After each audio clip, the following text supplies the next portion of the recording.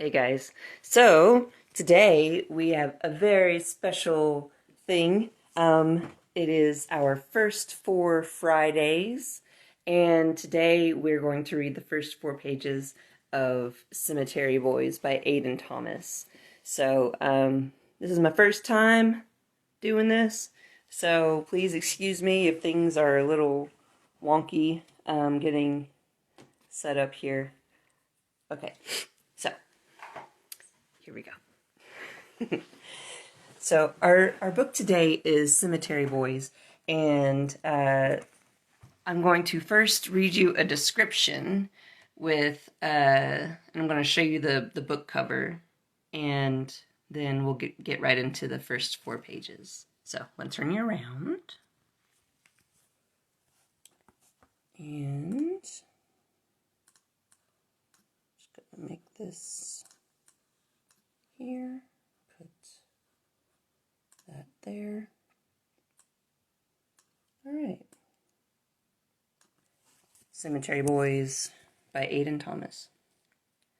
So, the description is, a trans boy determined to prove his gender to his traditional Latinx family summons a ghost who refuses to leave in Aiden Thomas's paranormal YA debut, Cemetery Boys. Described by Entertainment Weekly as, quote, groundbreaking, Yadriel has summoned a ghost, and now he can't get rid of him. All right. So, I have my handy-dandy advanced reader's copy of Cemetery Boys here, ready to start. And let's go. Okay. Chapter 1. Yadriel wasn't trespassing. He'd lived in the cemetery his whole life, so he couldn't trespass in his own home. But breaking into the church was definitely crossing the moral ambiguity line. Still, if he was going to finally prove he was a brujo, he had to perform the rite in front of Lady Death. And she was inside of the church.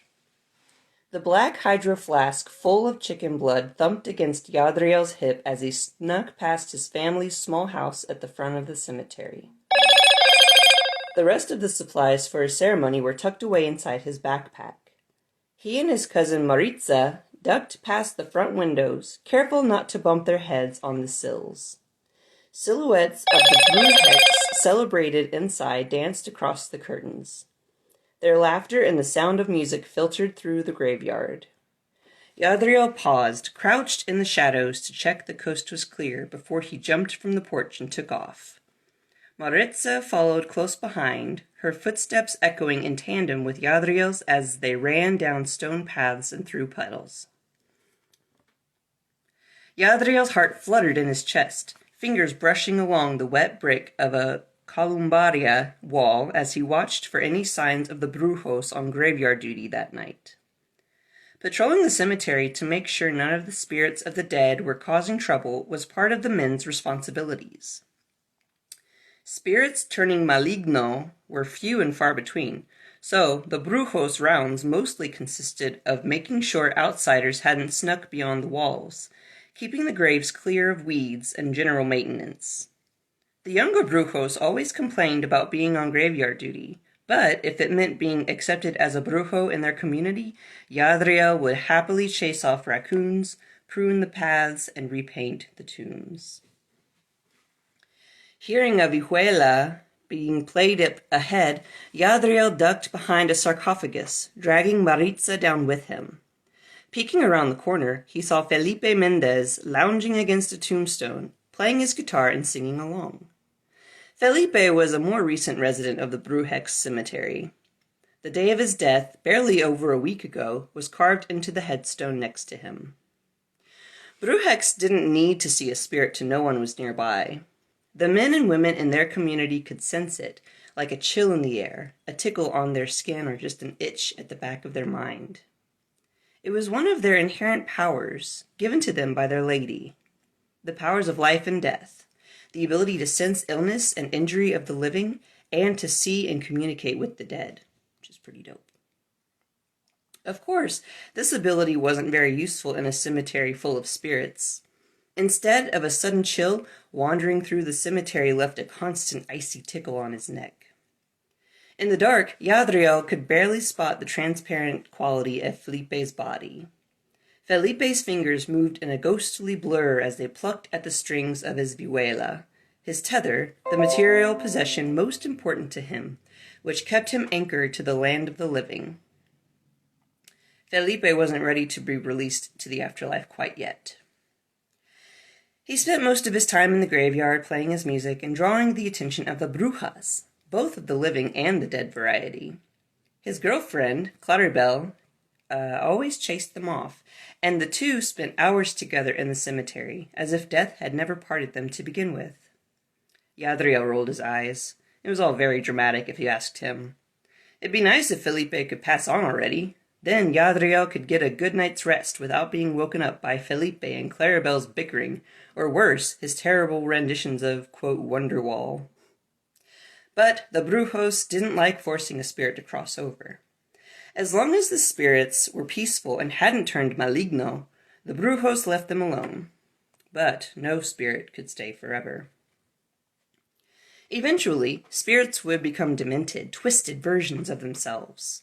Being trapped between the land of the living and the land of the dead wore on a spirit, chipping away at their humanity. The parts that made them human eventually faded away until the brujos had no choice but to sever the connection to the spirit's tethers and release them to the afterlife. Yadriel motioned for Maritza to follow him down a side path so Felipe wouldn't see them. When the coast was clear, he tugged on the sleeve of Maritza's shirt and gave her a nod. He sprinted forward, weaving between statues of angels and saints, careful not to snag his backpack on their outstretched fingers. There were above-ground sarcophagi and some mausoleums large enough to fit an entire family. He'd walked these paths hundreds of times and could navigate the maze of graves in his sleep. Yadriel had to stop again when they came upon the spirits of two young girls playing tag. They chased each other, dark curls and matching dresses billowing out around them. They giggled madly as they ran straight through the small birdhouse-like tombs that held cremated remains. The tombs were hand-painted in bright colors and stood in crowded rows of golden yellow, sunburst orange, sky blue, and seafoam green. Glass doors revealed clay urns housed inside. Yadriel bounced on the balls of his feet, and he and Maritza hid. Seeing the spirits of two dead girls running around the cemetery would probably freak most people out, but little Nina and Rosa were nefarious for other reasons. They were both huge tattletales who couldn't be trusted to not rat him out to his dad, rather. If they got dirt on you, they held it over your head and subjected you to torture, the likes of which you'd never seen. Like hours of playing hide-and-go-seek, where they always used their non-corporeal bodies to cheat, or purposely leave you waiting to be found behind the smelly dumpster on a hot LA afternoon. It was definitely not worth being indebted to those two. When the girls finally ran off, Yadriel wasted no time sprinting to their final destination. They rounded a corner and came face to face with the lich gate to the church. Yadriel's head tipped back. Whitewashed bricks were stacked before him, forming an archway. The words El Jardín Eterno were scrawled delicately in black paint by hand, the Eternal Garden. The paint was faded, but Yadriel knew his cousin Miguel had already been tasked with giving it a fresh coat of paint before the Dia de Muertos festivities began in a few days. A heavy bolted lock kept out any trespassers. Okay, sorry, my tablet did something funny. As leader of the Brujex families, Yadriel's father held the keys and only gave them to the brujos who were on shift to guard the cemetery that night. Yadriel did not have a key, which meant he was allowed to enter during the day or for rituals and celebrations. Vámonos! Maritza's harsh whisper, and her manicured fingernail jabbed into his side, making Yadriel bolt. Her short, thick hair was windswept. Pastel pink and purple curls framed her heart-shaped face, popping against her deep brown skin. We need to get inside before we get spotted by someone. Yadriel batted her hand away. Shh, he hissed. Despite her words of warning, Maritza didn't seem worried about getting into a heap of trouble with their family. In fact, she looked downright excited. dark eyes wide. A devilish grin played across her lips that Yadriel knew all too well. Yadriel crept to the side of the gate. There was a gap between the last wrought iron bar and the wall, where the bricks slumped. Yadriel tossed his backpack over the wall before turning sideways and wiggling his way through. Even through his polyester and spandex binder, the bar scraped painfully against his chest.